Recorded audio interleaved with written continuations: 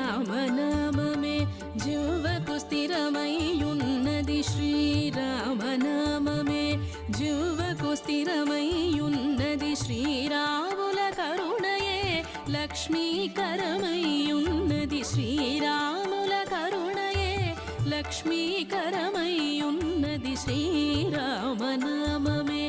జివ్వకు స్థిరమైయున్నది శ్రీరాముల కరుణయే లక్ష్మీకరమైయున్నది